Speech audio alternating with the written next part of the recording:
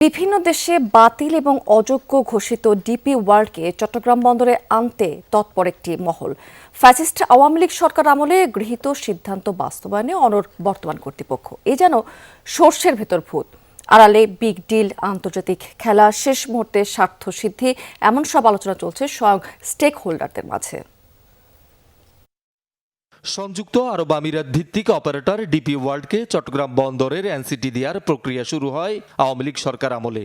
2020 সালের জানুয়ারিতে সরকারকে এনসিটি পরিচালনার প্রস্তাব দেয় ডিপি ওয়ার্ল্ড। 2019 সালের আগস্টে এবং 2023 সালের মার্চে তৎকালীন নৌ পরিবহন প্রতিমন্ত্রী খালিদ মাহমুদ চৌধুরীর সাথে সাক্ষাৎ করে কোম্পানিটির উপমহাদেশীয় সাব সাহারা আফ্রিকার সিইও অ্যান্ড এমডি রিজওয়ান সুমারের নেতৃত্বে প্রতিনিধি দল। ফ্যাসিবাদী আমলে এ তৎপরতার নেপথ্যে কথিত বিগ ডিল ছিল বহুল আলোচিত।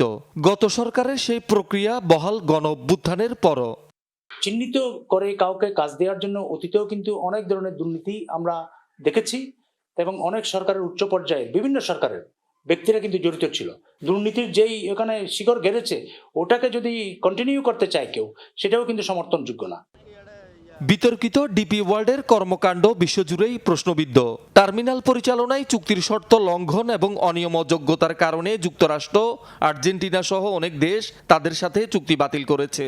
সর্বমহলের মতামত উপেক্ষা করে টেন্ডার ছাড়াই ডিপি ওয়ার্ল্ডের সাথে গোপন চুক্তির তোড়জোড়ে বিস্মিত সবাই।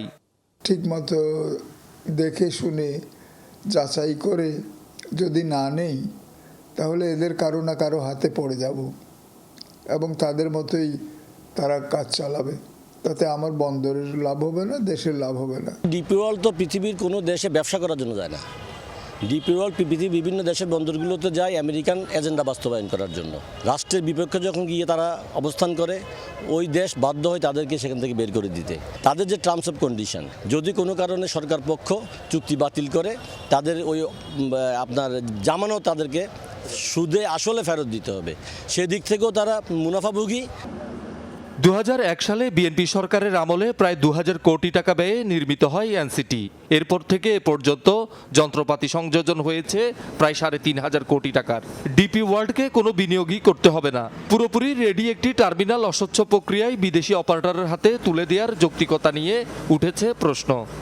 প্রথমে $42 মধ্যে এই চুক্তি সম্পাদন করার জন্য আমাদের কর্মকর্তাদেরকে চট্টগ্রাম বন্দর থেকে নিয়ে তারা বিডিও অফিসে আটকিয়ে রেখে এই চুক্তি স্বাক্ষর করানোর জন্য, নেগোসিয়েশন ফর্ম স্বাক্ষর করানোর জন্য তারা কাজ করতেছে।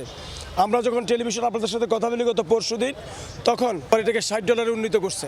আমরা যতটুকু জানি যে এই ডিপি ওয়ার্ল্ডের কাছে চট্টগ্রাম বন্দরকে বিক্রি করে দিতে পারলে, তথা দেশকে বিক্রি করে দিতে পারলে তারা 600 কোটি টাকা কমিশন পাবে। এরকম একটা বিতর্কিত প্রতিষ্ঠানকে আমরা বন্দরটা কেন দিব, কার স্বার্থে দিব, আমাদের দেশের কী লাভ?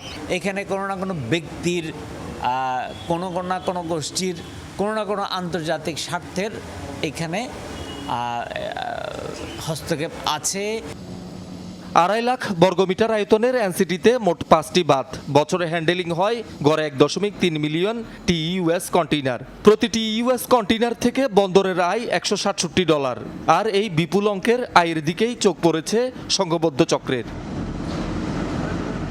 শহীদুল সুমন, যমুনা নিউজ, চট্টগ্রাম। কি বুকে বাংলাদেশ আর হাতে বিদেশি? এই যে হোয়াইট প্লাস প্রো সেনসিটিভ স্কয়ারের